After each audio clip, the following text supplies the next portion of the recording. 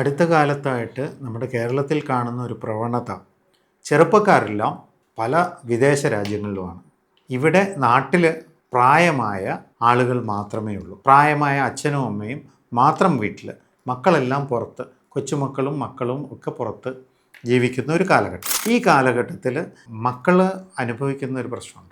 അച്ഛൻ്റെ അമ്മയുടെ ആരോഗ്യം ശ്രദ്ധിക്കേണ്ടത് അവരുടെ വലിയ ഒരു ആവശ്യമാണ്. അവരുടെ സ്ട്രെസ്സ് അല്ലെങ്കിൽ വല്ലാതെ വർദ്ധിക്കാൻ സാധ്യതയുണ്ട്. അതുപോലെ തന്നെ അച്ഛനും അമ്മയും അവരുടെ രണ്ടുപേരുടെയും ആരോഗ്യം രണ്ടുപേർക്കും വളരെ പ്രധാനമാണ്. കാരണം ഒരാൾ വീണാൽ മറ്റാൾ വീഴും.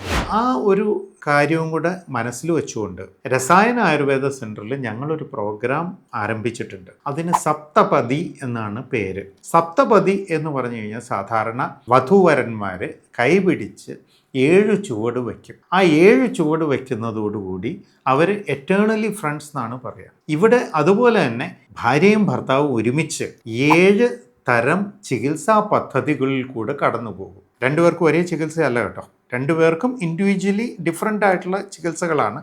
പക്ഷേ 7 സ്റ്റെപ്സാണ് അതിൽ കടന്നു പോവുക. ആ 7 സ്റ്റെപ്സ് കടന്നു കഴിയുമ്പോഴേക്കും അവരുടെ ആരോഗ്യം സംരക്ഷിക്കപ്പെടും. Back to health, back to life എന്ന് പറയുന്ന ഒരു പ്രോഗ്രാമാണ് സപ്തപതി എന്ന് പറയുന്നത്. ഈ സപ്തപതി എന്ന് പറയുന്ന പ്രോഗ്രാമിനെ കുറിച്ച് കൂടുതലായിട്ട് അറിയുവാൻ ആഗ്രഹമുള്ളവർ രസായനയെ കോൺടാക്റ്റ് ചെയ്യുക.